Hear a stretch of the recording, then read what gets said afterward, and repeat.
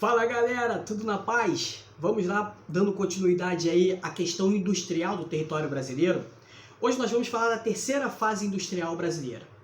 A terceira fase industrial brasileira, ela está ligada exclusivamente à JK, início no governo JK, em 1956. Uma fase totalmente diferente das outras fases. Por exemplo, Getúlio Vargas era nacionalista. JK estava ligado ao quê? Ao desenvolvimento. E como é que ele pregava esse desenvolvimento?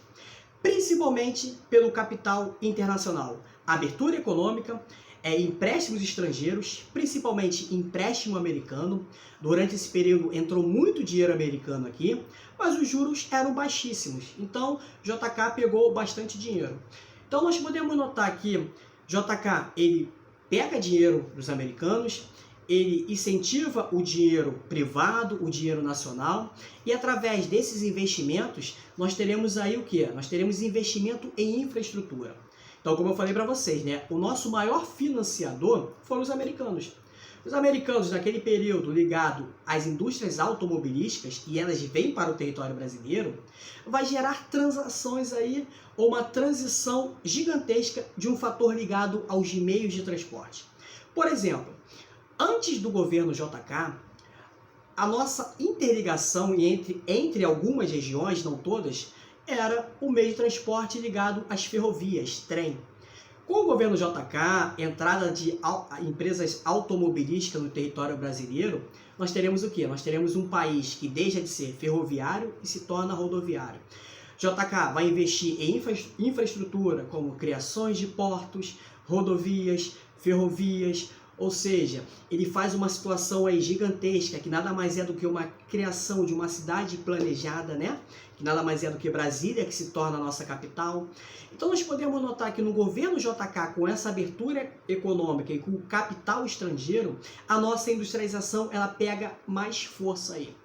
Mas como eu falei para vocês, né? A terceira fase industrial, ela vai de 1956 até 1979. JK ficou esse tempo todo no governo? Não. Ele sai aí em 1961, alguns governantes aí assumem o poder, esses governantes são ligados aos moldes comunistas, socialistas, logo são expulsos, e nós teremos aí a chegada de quem, pessoal? A chegada dos militares ao poder.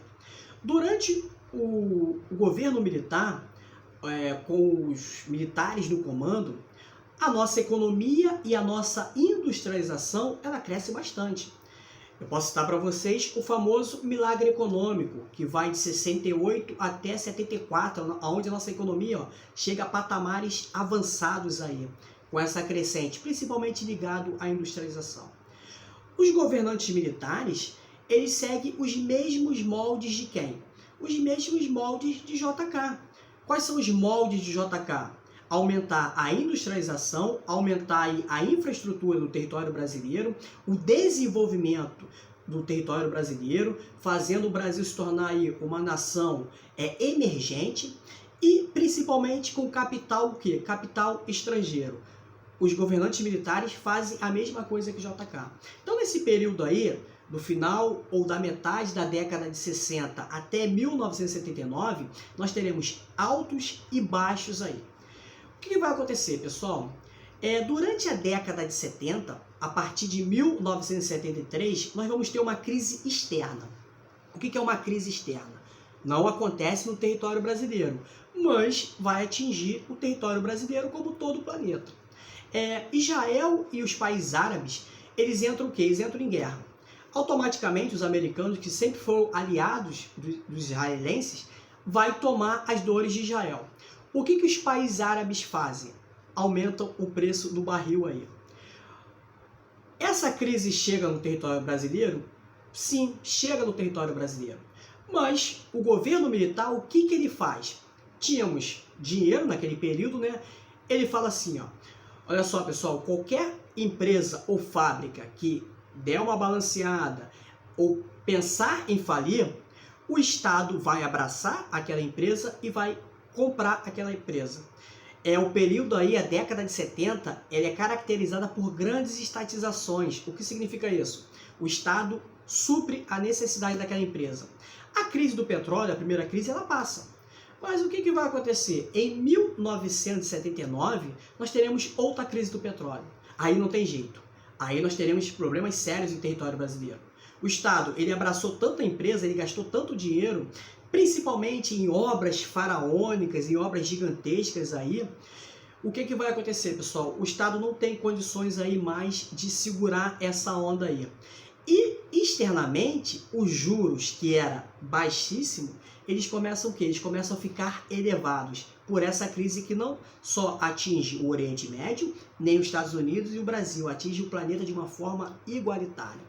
Então, a partir de 79, a nossa economia ela para de crescer, a nossa industrialização também dá uma estagnada, e de 80 até 90, a nossa economia ela para totalmente o crescimento.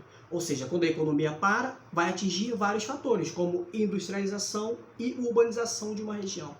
Até mesmo a década de 80, ela é conhecida como a década o quê? A década perdida, aonde a economia parou de crescer, os governantes tiveram que fazer várias situações aí para tentar melhorar a economia, melhorar a vida do cidadão brasileiro, como aí tentar diminuir a inflação, os salários foram congelados, a poupança foi congelada, mas mesmo assim, ó, nós tivemos vários fatores negativos aí.